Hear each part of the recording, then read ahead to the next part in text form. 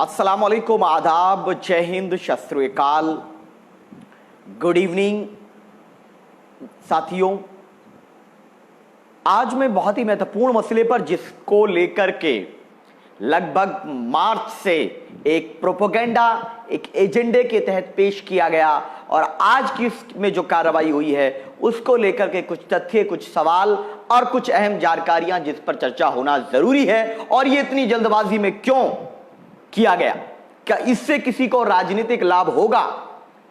आज दिल्ली पुलिस ने मरकज निजामुद्दीन मामले में चार्जशीट फाइल की है और यह चार्जशीट 15,000 से ज्यादा पेजेस की है। This chargesheet is more than 15,000 pages filed by Delhi government, filed by Delhi police.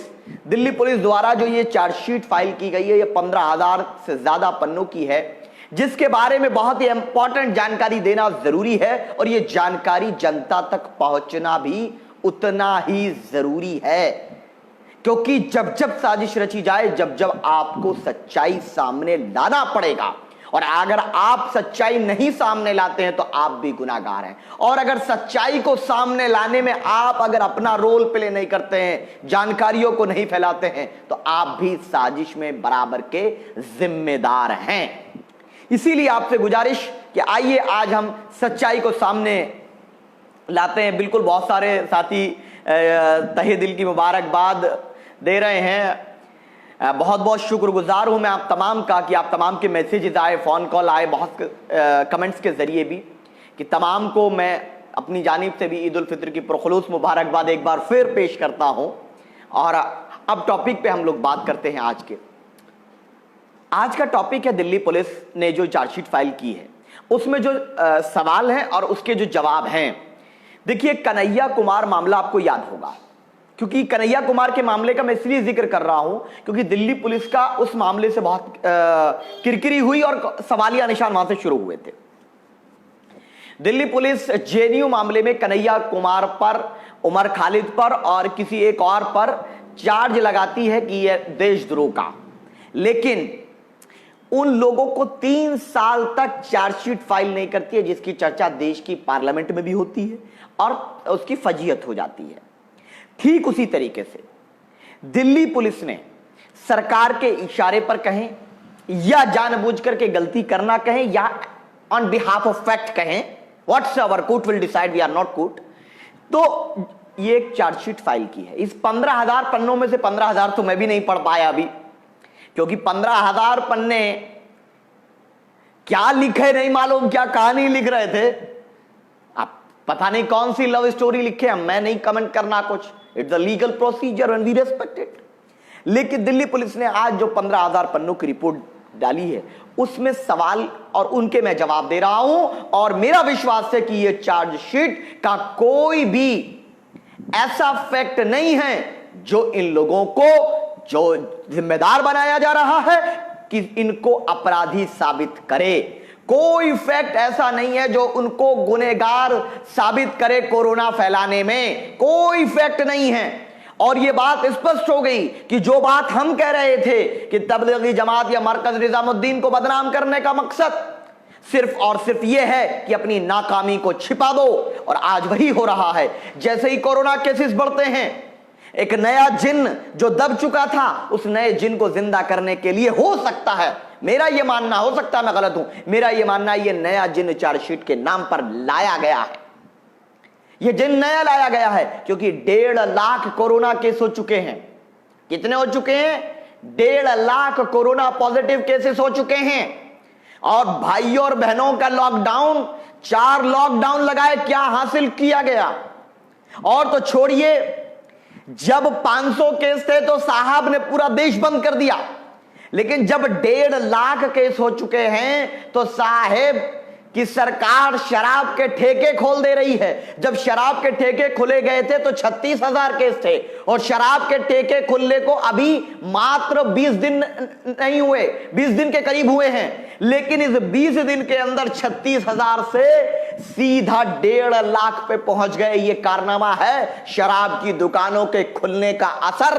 अपना पैसा लेने के लिए, रेवेन्यू हासिल करने के लिए सरकार का जो अहंकारी फैसला था, सरकार का जो कोरोना में दमनकारी फैसला था, जन विरोधी फैसला था, उसका ये रिजल्ट आया है।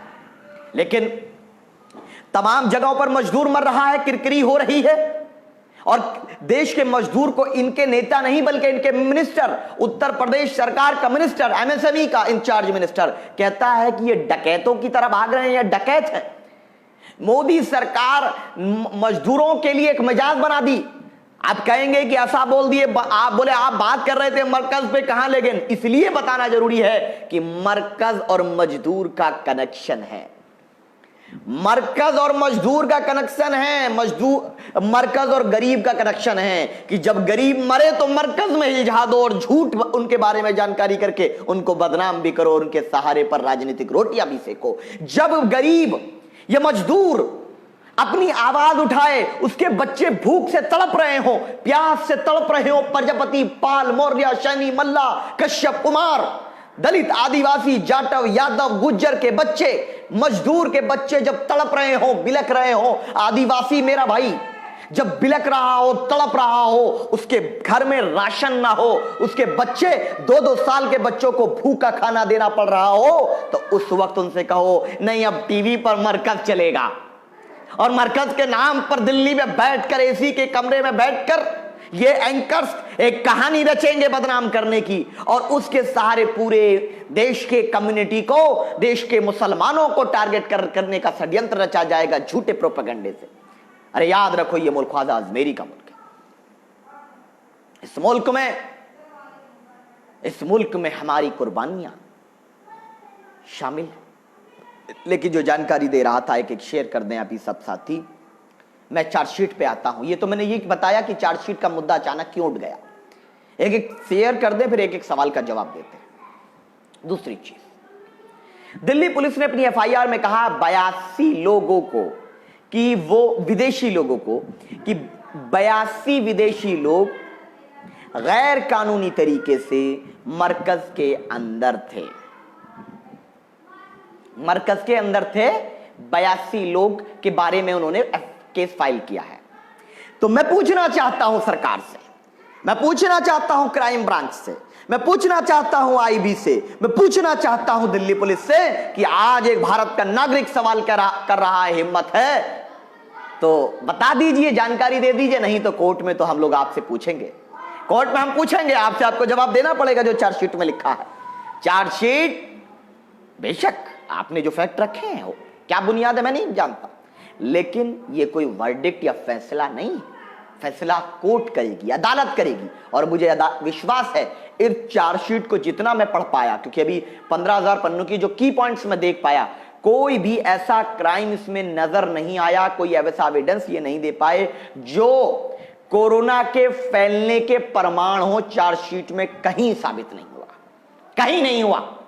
लेकिन अब जो इन्होंने सवाल उठाया था कि 82 लोग जो थे वो वीजा का उल्लंघन कर दिए, टूरिस्ट वीजा पे आ गए। मैं एक चीज कहना चाहूंगा, आज मैं एक जगह था टाइम्स नाउ पे, मैंने वहां भी कहा तो एंकर कहने लगे नहीं 19 तरह के वीजा होते हैं, 3 तरह के नहीं होते। अरे हमको बताएंगे कितनी तरह के वीजा होते हैं? आप जितना स्टूडियो में पढ़ते ना उसका करम है, उससे ज्यादा जानकारी रखते हैं हम। 3 तरह के जो वीजा होते हैं वो ई वीजा है, और ई वीजा जो सरकार दे रही है क्योंकि डिजिटल का जमाना है ना, हम तो डिजिटल को मानते। ई वीजा जो सरकार देती है वो मेडिकल, बिजनेस और टूरिस्ट वीजा पर देती है। और जो मिशनरी वीजा जिसका ये जिक्र कर रहे हैं, जो मिशनरी वीजा है, मिशनरी वीजा की जो गाइडलाइन है वो इम्पॉसिबल जैसी चीजें लगती है कि इंडिया में नहीं हो सकना, बाहर से आना, प्रोपोगेंडा नहीं होना। How can you say that propaganda और नॉट? इसीलिए क्या कोई आदमी, कोई व्यक्ति, महिला या पुरुष विदेश से बिना फ्लाइट के आ सकता है या नहीं आ सकता? पहला सरकार से मेरा सवाल ये, क्या जब वो एयरपोर्ट से आए क्या आपने उनकी जांच की या नहीं की?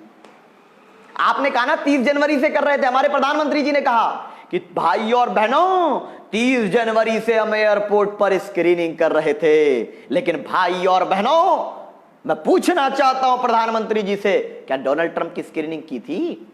सबसे ज्यादा मौत का जो रेट है, डेथ रेशियो जो है वो गुजरात के अंदर है, अहमदाबाद के अंदर है। वही अहमदाबाद जहां पर डोनाल्ड ट्रंप का नमस्ते ट्रंप कार्यक्रम हुआ, वही नमस्ते ट्रंप कार्यक्रम जिसके लिए गरीबों को छुपाने के लिए दीवार खड़ी कर दी गई, अमीर और गरीब के बीच में दीवार खड़ी कर दी गई, उसी गुजरात में कोरोना सबसे ज्यादा डेथ रेट की बात करें, कोरोना कहर बन करके टूट रहा है। लेकिन सबके मुंह में दही जमी है। कोई ये नहीं कहेगा, ये कोई नहीं कहेगा कि नहीं मैं तो मोदी जी पर करूंगा मुकदमा, कोई ये नहीं कहेगा कि मैं तो डोनाल्ड ट्रंप पे करूंगा मुकदमा। इसलिए नहीं कहेगा क्योंकि राजनीतिक लाभ नहीं पहुंचता है। राजनीतिक लाभ पहुंचता है देश के दलितों को ऊना में मारकर किसी को राजनीतिक लाभ पहुंचता है, रोहित वेमुला को मारकर किसी को राजनीतिक लाभ पहुंचता है, पहलू खान का कत्ल करके किसी को राजनीतिक लाभ पहुंचता है, तबरेज अंसारी का कत्ल करके किसी को राजनीतिक लाभ पहुंचता है। एक हमारी प्रेग्नेंट बहन सफूरा जरगर को जेल की सलाखों के में पहुंचाकर किसी को राजनीतिक लाभ पहुंचता है। यह सियासी फायदे के लिए, राजनीतिक लाभ के लिए देश के मुद्दों को भटकाया जा रहा है। साथियों, हमें होशियार रहना होगा। जब इमरजेंसी लगाई गई देश में, बहुत एक ऐतिहासिक बात बता रहा हूं मैं, बहुत ऐतिहासिक बात बता रहा हूं, और सुने प्रशासनिक अधिकारी भी दिल्ली पुलिस के और क्राइम ब्रांच के, उनके संबंध में बात है। जब इमरजेंसी देश में लगाई गई, जिस वक्त इमरजेंसी लगाई गई, इमरजेंसी के बाद उसी दौरान यह चेक कराया गया कि यह जो मरकज चलता है क्या इससे भी कोई खतरा है, इसकी जांच की जाए। तो वहां की रिपोर्ट यह आई कि ये जो लोग हैं, जो भी लोग मानते होंगे तबलीगी जमात को, चाहे उसमें कितने परसेंट है, कौन है, वो एक डिफरेंट इशू है। जो लोग भी मानते हैं वो लोग जमीन से नीचे और आसमान के ऊपर की बात करते हैं। ये रिपोर्ट मैंने नहीं कही, ये बात कही उस वक्त के जो रिपोर्ट गई थी इंदिरा गांधी जी को, उन्होंने उस रिपोर्ट के बाद कहा कि ठीक है इनको चलने दीजिए। लेकिन उस दिन से लेकर अब तक क्राइम ब्रांच और आईबी तमाम डेटा कलेक्ट करती है, वो भी रोजाना बेसिस पे जानकारी मुताबिक। डेली की जानकारी जाती है मरकज से, क्राइम ब्रांच लेती है, दिल्ली पुलिस लेती है। अरे भैया, जब ये लोग टूरिस्ट वीजा पे आए, पहले तो ये बताओ कि आए कब थे। ये कहेंगे नहीं नहीं अक्टूबर में आए थे, नवंबर में आए थे, दिसंबर में आए थे। तो आप क्या कर रही थी क्राइम ब्रांच, क्या कर रही थी आईबी? अरे दिल्ली पुलिस जो थाना है वो जस्ट बराबर में है, क्या कर रही थी? अभी नजर आया आपको? जो काम 30 साल से हो रहा आज तक वो परंपरा तोड़ते हैं आप। दूसरी चीज कि उन्होंने कहा 20 तारीख के बाद वो मौलाना साहब के कहने पे रुके। तो 20 तारीख तक क्या सरकार ने पाबंदी लगाई थी कहीं? क्या कंप्लीट लॉकडाउन लगाया था 20 तारीख तक? मुझे बता दे दिल्ली पुलिस। अरे बताओ ना, जो लोग हिमायत करते हैं। मैं पूछना चाहता हूं संबित पात्रा से, मैं पूछना चाहता हूं सुधांशु त्रिवेदी से, मैं पूछना चाहता हूं भाजपा के तमाम प्रवक्ताओं से, मैं पूछना चाहता हूं उन तमाम लोगों से जिनके दिमाग में नफरत का जहर। अरे राधा जैन, राधा जी, अरे राधा जी बोल रही है कश्मीरी पंडितों के बारे में बोलिए। अरे मैं कश्मीर पंडित के बारे में बोला तो आपके लोग बोलेंगे कि नहीं इनकी कोई गर्लफ्रेंड होंगी तो इसलिए बोल रहे। हम कुछ भी बोले आधे लोग को बुरा लगता, नहीं जी मेरी नहीं है जी, और मैं शादीशुदा भी नहीं हूं। आप सुन लीजिए अब मेरी बात को। राधा जैन जी ने कहा आप कश्मीरी पंडितों के बारे में बोलिए। अब अगर मैं बोल दिया तो दूसरे कोई कहेंगे नहीं कुछ तो गड़बड़ है जो ये कश्मीरी पंडितों के बारे में बोल रहे, वरना नहीं बोलते थे। ये जांच कराओ कि कोई कनेक्शन तो नहीं है, कोई लव डव तो नहीं है। नहीं जी, लेकिन हां हम सबके लिए बात करते हैं। अगर वाकई में कश्मीरी पंडितों पर जुल्म हुआ था, मैं तो कहना चाहता हूं अगर सच में, अगर वाकई कश्मीरी पंडितों पे जुल्म हुआ था, उनको परेशान किया गया था, 4 बार डीएनए खराब की बात नहीं कर रहा, एनडीए का प्रधानमंत्री बन चुका है। अटल बिहारी वाजपेयी साहब 2 बार बने, नरेंद्र मोदी जी 2 बार बन गए। अब तक कश्मीरी पंडितों को क्यों नहीं पहुंचाए वहां पर? अरे सरकार तुम्हारी अब तो 370 भी नहीं थी, आप क्यों नहीं पहुंचाए? महबूबा मुफ्ती साहिबा के साथ सरकार चलाई ना भारतीय जनता पार्टी, अरे क्यों नहीं पहुंचाए? तो ये नाटक है खाली, कुछ नहीं हकीकत है तो कर किए क्यों नहीं? और जिनके साथ भी को भी प्रताड़ित किया जाएगा, जिनको भी, हम उनके साथ खड़े हैं। चाहे उसका धर्म जाति संप्रदाय कोई हो। लेकिन कितने ब्राह्मणों ने पूरे देश के 5000 साल तक मूल निवासियों को गुलाम बनाए रखा, दलितों को जानवरों की तरह रखा, अंबेडकर को कुएं से पानी नहीं निकालने देते थे। और मैं आपको बताऊं, अंबेडकर को कुएं से पानी नहीं निकालने देते थे, अंबेडकर साहब को टिफिन नहीं रखने देते थे। ये दलितों पे हमला करने वाले गले में हांडी बंधवाते थे और कमर पे झाड़ू बंधवा करके चलवाने वाले लोग ये ब्राह्मण नहीं थे। अरे अगर कोई ब्राह्मण पीड़ित है तो हम उसके भी साथ हैं, लेकिन हम लोग हर मनुवादी के खिलाफ हैं। ये मनुवाद क्या है? ये मनुवाद नीच और ऊंच की बात करता है। और इसी मनुवाद के विपरीत बाबा साहब अंबेडकर का वो संविधान है जो कहता है कि इस देश के अंदर एक लोकतांत्रिक ढांचा होगा, जितना अधिकार इस देश के मूल निवासी, एक गरीब पिछड़े दलित आदिवासी, एक मल्ला कश्यप कुमार कोरी प्रजापति को होगा, उतना ही अधिकार ब्राह्मण को होगा। यह मनुवाद पर सबसे भयंकर चोट थी और इस चोट की वजह से यह पूरा षड्यंत्र रचा गया। और उसी की बौखलाहट है कि कभी रोहित वेमुला पे हमला है, तो कभी ऊना के दलितों पर हमला है, तो कभी बहन बेटियों की इज्जतों को लूटा जाता है, कभी आरक्षण खत्म करने की धमकी दी जाती है। आरक्षण मुर्दाबाद के ट्विटर पर ट्रेंड चलाए जाते हैं। ये किसके लिए है? ये लोग सिर्फ ब्राह्मण बनिया ठाकुर की बात करेंगे और बाकी 80-85% समाज जो भारत में रहता है उसको खाली अपना गुलाम बना करके रखना चाहते हैं और धर्म की चादर ढांप करके। ये हिंदुत्व तो कुछ नहीं है। गलत फहमी में जो मेरे भाई हैं सुन ले, ओबीसी समाज के मेरे भाई, मेरे जिगर के टुकड़े, मैं आपके लिए जान कुर्बान कर दूंगा अगर देश को जरूरत पड़ेगी।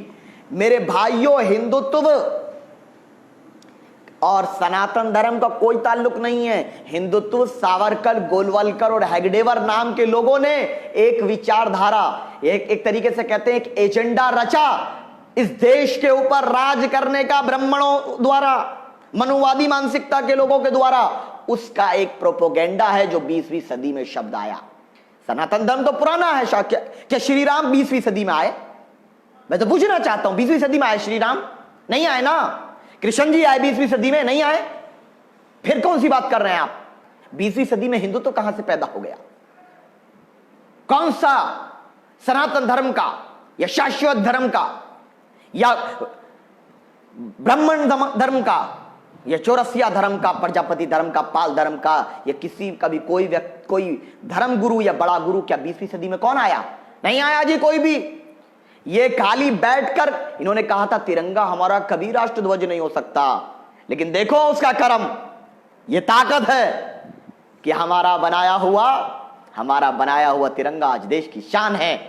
और हमारे बनाए हुए किले पर हमारे बनाए हुए तिरंगे को लहराना देश के प्रधानमंत्री को जरूरी भी है और मजबूरी भी है। ये हमारी पहचान है, हमें फक्र है, गर्व है अपनी इस पहचान पर। और देश के लिए तब आवश्यकता पड़ेगी, जब देश को जरूरत पड़ेगी, तो हमारा लहू इस देश की एकता और अखंडता, संवैधानिक मूल्यों की रक्षा के लिए हमारा लहू हाजिर था, है, रहेगा। लेकिन मैं बात कर रहा था तबलीगी जमात के ताल्लुक से, क्योंकि सवाल किया तो इसलिए पूछना जरूरी है कि वो 82 लोगों का जिक्र जिनका किया गया है रिपोर्ट में, अगर वो गैर कानूनी तरीके से आए तो कैसे आ गए? क्योंकि आए फ्लाइट से थे, डेली क्राइम ब्रांच और आईबी को रिपोर्ट देनी होती है। फिर कहते हैं कि 20 तारीख तक मौलाना साद साहब ने जाने को नहीं कहा। अरे भैया, 20 तारीख तक कंप्लीट लॉकडाउन नहीं था, 20 तारीख तक परमानेंट ट्रेन बैन नहीं थी, 20 तारीख तक परमानेंट फ्लाइट बैन नहीं थी, 20 तारीख तक परमानेंट बाउंड्री सील नहीं थी। फिर क्या परेशानी आ गई? ये चीज यही खत्म हो जाती है। दूसरी बात कही गई बहुत इंपॉर्टेंट कि वीजा वायलेशन वाली। वीजा वायलेशन जो ई वीजा है वो 3 प्रकार के होते हैं। जनरली वो 19 टाइप्स हैं, जिसको हमारे एक एंकर साहब गड़बड़ा गए, वो समझ ही नहीं पाए बेचारे। कह रहे नहीं आपको जानकारी नहीं है, आपको जानकारी नहीं है। मैंने कहा सुनो, आप सुनिए, आप जो बोलना है बोले, हमें जो जानकारी देनी है वो देंगे। There are 3 type of e visa. फिर बोल रहा हूं, 2014 में आई, ये फिर बोल रहा हूं। हाँ, टोटल 19 प्रकार के होते, मैं मानता हूं।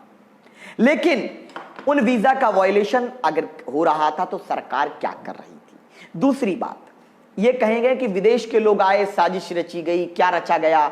अगर साजिश रची जा रही थी, दिल्ली पुलिस क्या कर रही थी? क्राइम ब्रांच और इंटेलिजेंस वहां रोजाना जाती है क्या? झुंझुना हिलाने जाती थी या बिरयानी खाना जाते थे? साहब बताइए ना, देश पूछना चाहता है। चौथी चीज इंपॉर्टेंट, इन्होंने कहा कि कोरोना उन देशों में फैल रहा था तो उनको क्यों बुलाया, क्यों आने दिया? क्या पासपोर्ट पर लिखा नहीं होता कौन से देश से आए हैं?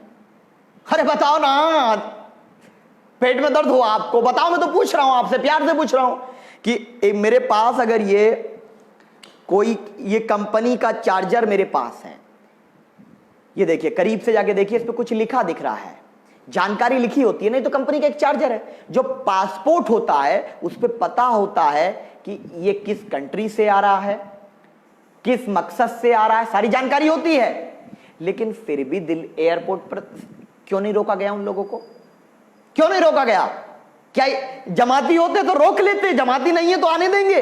15 लाख लोग और भी आए उस पीरियड में। कितने लोगों को आपने किया, कितनों को क्वारंटीन किया? जानकारी दे दो ना। अरे मजदूरों को तो क्वारंटीन करने की बात कर रहे हो, इनको तो भूखा मरवा रहे हो। ये प्यास के लिए, पानी के लिए तड़प रहा है मजदूर, उसकी बात नहीं कर रहे तुम। तबलीगी जमात के 82 लोग आ गए विदेश से, वो नजर आ गए तुम्हें। और अगर वो कोरोना वाले देशों से आए थे, तुम झुंझुना बजा रहे थे 30 जनवरी से। अगर पहले आए तो दिसंबर में कोरोना नहीं था, नवंबर में कोरोना था नहीं। अगर वो नवंबर के बाद आए, दिसंबर, जनवरी, फरवरी, मार्च में आए, तो जनवरी से तो कह रहे हैं मोदी जी हम तो स्क्रीनिंग कर रहे थे। अगर पता था तो सरकार ने नजर क्यों नहीं बनाई कि जिस देश में कोरोना फैला, सबको पता था चाइना में, वुहान में फैल रहा है, तो क्यों आने दे रहे थे आप? ये ड्रामा करने से काम नहीं चलेगा।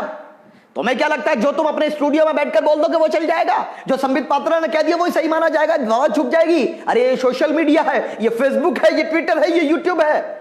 और जब आप बटन दबाते हैं ना शेयर का, भक्तों तक भी पहुंच जाती है, संबित पात्रा तक भी पहुंच जाती है, टीवी स्टूडियो वाले तक पहुंच जाती है, सरकार तक पहुंच जाती है, और छोड़िए प्रधानमंत्री तक पहुंच जाती है बात। अब वो जमाना नहीं है कि आप आवाज दबाओगे और दब जाएगी। अब हमारी आवाज हर घर तक जाएगी, मेरे हर भारत के नागरिक तक जाएगी। दूसरी चीज, क्वारंटीन का टाइम होता है 14 दिन। ये 40 दिन तबलीगी जमात वालों को क्वारंटीन के किए, कुछ गड़बड़ कर दें फिर हम फिर ब्रेकिंग बनाएंगे, फिर इन पे मुकदमा दर्ज करेंगे। 40 दिन क्वारंटीन कौन करता है भाई? मुझे बता दो। जमात के लोगों के अलावा किसको बिना रिपोर्ट के, मतलब बिना रिपोर्ट से मतलब है विदाउट कोरोना, विदाउट कोरोना किन किन लोगों को 40 दिन क्वारंटीन किया गया? मुझे डेटा दे दे सरकार, या जिसके पास डेटा हो। और मैं तो पूछना चाहता हूं कि जो कॉलम बनाया था कि कितने तबलीगी, में पूछ रहा हूं सरकार से, वो कॉलम जिंदा है या मर गया? 95-98% लोग, 99% लोग तबलीगी जमात के सही होकर के घर चले गए हैं। सही है, चले गए। उनके बारे में सरकार ने आंकड़ा जारी किया?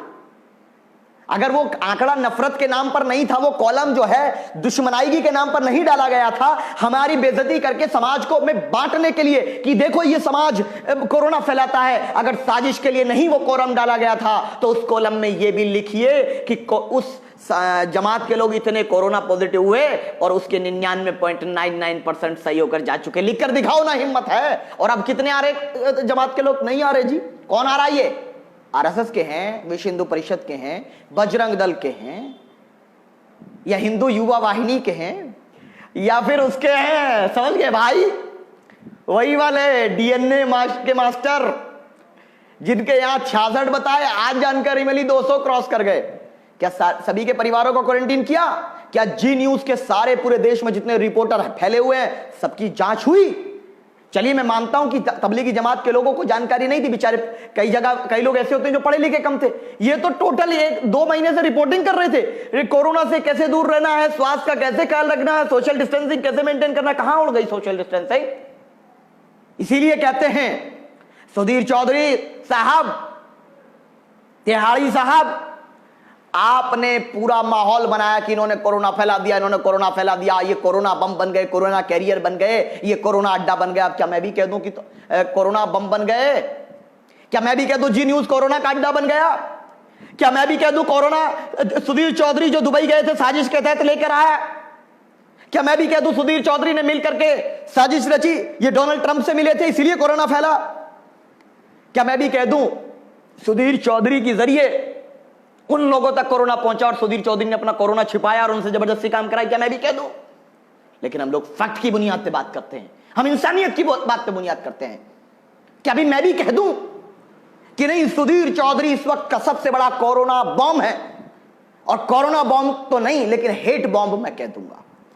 कोरोना बॉम्ब नहीं लेकिन हेट बॉम्ब, यानी कि नफरत का बॉम्ब। जिसने जो जिहाद पे खबर चला रहा है, मजदूर मर रहा है, वो मां की तड़प देखो जो अपने बच्चे को खींचती हुई सूटकेस पे ले जा रही है। उसका बच्चा प्यास से तड़प रहा होगा। एक बेटी अपने बाप को 1400 किलोमीटर दूर ले जाने पर साइकिल पे मजबूर हो गई। अमेरिका तक में भी बेइज्जती हुई इसके लिए, लेकिन ये जिहाद पे खबर कर रहा था, जिसका मतलब नहीं पता इसको। जिहाद का मतलब है struggle for truth, struggle for justice. क्या जी न्यूज का अलकायदा से संबंध है? जी न्यूज का ISIS से संबंध है? जी न्यूज किसके इशारे पर काम कर रहा था? क्या मैं भी ये भी सवाल करूं? लेकिन नहीं, हम फैक्ट की बुनियाद पे बात करते हैं। ये बीमारी, मैं कल भी कहता था, आज भी कहता हूं, बीमारी किसी का धर्म और जाति देख करके नहीं आती। लेकिन तुमने जो षड्यंत्र रचा वो अपनी नाकामी को छिपाने के लिए रचा। ये लॉकडाउन 4 लॉकडाउन किए तो बता दो क्या केस बढ़ रहे हैं, घट रहे हैं? दुनिया में 5वां नंबर हो गया हमारा सबसे ज्यादा एक्टिव केसेस में। ये नहीं बताएंगे, ये नहीं बताएंगे ये। और योगी जी ने तो एक नया आंकड़ा दिया है, अगर वो आंकड़ा सही है तो बहुत खतरनाक है, बहुत भयावह खबर है। अगर योगी जी की बात सही है, वो कह रहे हैं कि लगभग 12 लाख मरीज उत्तर प्रदेश में कोरोना के हो चुके हैं। भाई साहब, हमें तो पता 1.5 लाख भारत में है, ये 12 लाख उत्तर प्रदेश में कैसे हो गए? ये तो मैं देश पूछना चाहता है, मैं उत्तर प्रदेश के मुख्यमंत्री से पूछना चाहता हूं कि उत्तर प्रदेश के मुख्यमंत्री जी बताइए कि 12 लाख केस कहां से आए हैं, कैसे को पता चला? ये तो सवाल है ना। फिर ये मत कहना कि नहीं हो, मुख्यमंत्री पर आपत्तिजनक टिप्पणी कर दी तो इनको 6 महीने के लिए जेल भेज दो। सवाल करना मेरा नैतिक अधिकार है, और मुख्यमंत्री जी से सवाल नहीं करूंगा तो किससे करेंगे? भारत के नागरिक नहीं है क्या? हम विपक्ष का हिस्सा नहीं है? हाँ, हमें भी उतना अधिकार आर्टिकल 19 देता है जितना अधिकार इस देश में नरेंद्र मोदी जी या मुख्यमंत्री जी को है, उतना ही अधिकार इस देश में किसान के बेटे, गरीब के बेटे, मजदूर के बेटों को है कि वो अपनी बात रखें, सवाल करें। दूसरी बात, निजामुद्दीन मरकज पे अभी तक अजीत डोवाल मिले 28 तारीख को मौलाना साहब से। अभी तक इन्होंने नहीं बताया कि क्या बातचीत हुई, नहीं बताया इन्होंने अभी तक। 23 तारीख को वीडियो जारी किया दिल्ली पुलिस ने कि 23 तारीख को मरकज के जिम्मेदार हमारे पास बैठे हैं, चर्चा चल रही है, और वो लोग कह रहे हैं कि हमें बसों का इंतजाम करा दीजिए, हम लोगों को भेजना चाहते हैं। क्या कहा? हम भेजना चाहते हैं। तो भाई साहब, दिल्ली पुलिस क्या कर रही थी? मार्च में 1 अप्रैल में या 31 मार्च में रेड डली है, तो इस टाइम में दिल्ली पुलिस क्या कर रही थी? जो SDM को और उनको लेटर लिखे कि भैया हमारे लोगों को पहुंचा दो, अगर वो वहां रुक गए, प्रधानमंत्री जी कह रहे हैं कि लक्ष्मण रेखा का पालन करें, जो पालन कर ले उसको भी गुनाहगार बना दे रहे हैं कि वो रुक क्यों गए। फिर आप रेड डालेंगे और 40-40 दिन तक उनको कैद बना करके रख देंगे, और कई जगह पर ये क्वारंटीन सेंटर, डिटेंशन सेंटर की तरह हालात हुए देश में। ये सबने देखा, ये सबने देखा। और मैं इसीलिए आपसे कहता हूं कि हम लोग इस लड़ाई को न्याय के लिए लड़ रहे हैं। इसीलिए पीस पार्टी ने फैसला किया, डॉक्टर अयूब साहब ने, कि पूरे उत्तर प्रदेश में कहीं भी अगर तबलीगी जमात के लोगों पर जुल्म हुआ, जिस तरीके से कत्ल हुआ जौनपुर के अमीर साहब का, हम उसमें इलाहाबाद हाई कोर्ट गए, इंशाअल्लाह जल्द सुनवाई होगी इस मसले को लेकर के भी।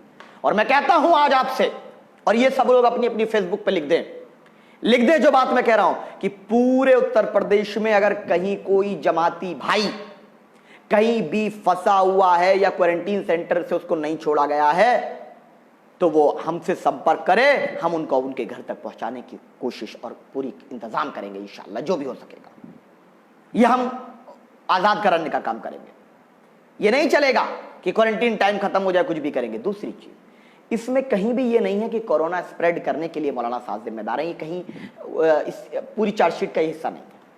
ये तो टूरिस्ट वीजा वाला तो बहुत पहले से, आज ही आपको कैसे पता चला, ये तो सवाल का निशान है। लेकिन कोरोना कैसे फैला? 30 जनवरी को आए थे पहला केस, क्या कर रहे थे? स्क्रीनिंग नहीं किए ना। डोनाल्ड ट्रंप जिम्मेदार हैं, और अब इनके पास पॉलिसी नहीं, कह रहे हैं कि इकोनॉमी माइनस में चली जाएगी। RBI के गवर्नर ने कहा इकोनॉमी माइनस में चली जाएगी।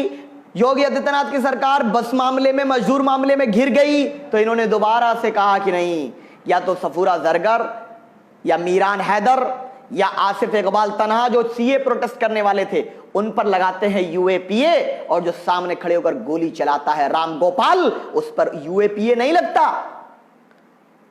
क्या है? यह कानून का इस्तेमाल जानबूझकर किया जा रहा है। मैं एक बात में अपना लेपल निकाल रहा हूं, एक बात में अगर मैं बोल दिया तो कहेंगे यह देशद्रोही बात हो गई, लेकिन मैं बाबा साहब अंबेडकर की एक बात कोट करूंगा। मैं एक संविधान की कॉपी है, मैं उसको दिखाऊंगा आपको, और उसके बाद मैं उस बात को रखूंगा बड़ी जिम्मेदारी से।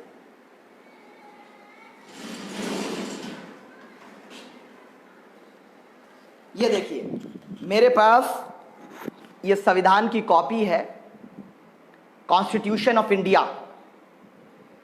और जो गैर कानूनी तरीके से मरकज के लोगों को फंसाया गया, कई जगह पर परेशान किया गया, प्रताड़ित किया गया, और कोरोना या पेंडेमिक एक्ट या डिजास्टर मैनेजमेंट एक्ट के तहत उनको जेल भेजा गया, या जामिया में जो लोग सीए के खिलाफ एक जो असंवैधानिक कानून था उसके खिलाफ जो प्रोटेस्ट कर रहे थे उनको जो जेल भेजा जा रहा है, यूएपीए लगाया जा रहा है। जबकि गोली चलाने वाले राम भक्त गोपाल या जिसने भी गोली चलाई थी इसमें शाहीन बाग, उन पर कानून नहीं लगा, यूएपीए उन पे नहीं लगाया। तो इसमें एक बात कही, बाबा साहब अंबेडकर कह रहे हैं ये बात, ये देखिए मैं नहीं बोल रहा हूं, मैं बोलूंगा तो कहेंगे विदेशद्रोही है। अरे सबूत के बुनियाद पर बात करते हैं हम, तथ्यों की बात पर बुनियाद करते हैं। बाबा साहब क्या कहते हैं?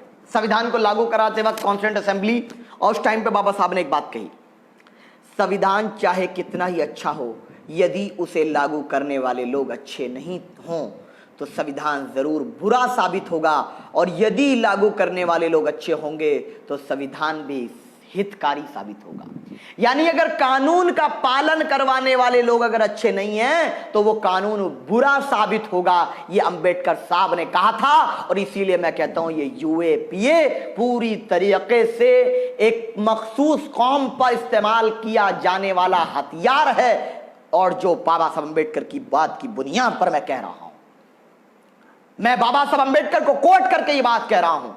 ये शब्द मेरे नहीं हैं, ये बाबा साहब अंबेडकर के शब्द हैं जो मैंने पढ़कर सुनाए हैं कि कानून का दुरुपयोग किया जा रहा है हमारे खिलाफ, जिससे कि माहौल बना करके देश के दलित भाइयों के मुद्दों को दबाया जा सके, जिससे प्रजापति, पाल, मौर्य, कश्यप, मल्ला, चौरसिया, मौर्य, कोरी, जाटव, गुज्जर, इन तमाम लोगों के मुद्दे दबाए जा सकें, मजदूर, किसान, बुनकर, गरीब, छोटे व्यापारी के मुद्दे दबाए जा सकें, और रामपाल बाबा जैसे लोगों को बचाने की कोशिश कई बार हो सके, या रामदेव जैसों के लोन माफ हो सके, नीरव मोदी को फायदा पहुंचाया जा सके, या ललित मोदी उस एक टाइम में हुआ करते थे, उसके बाद नीरव मोदी आ गए, या फिर अंबानी को फायदा पहुंचाया जा सके। ये एक षड्यंत्र है।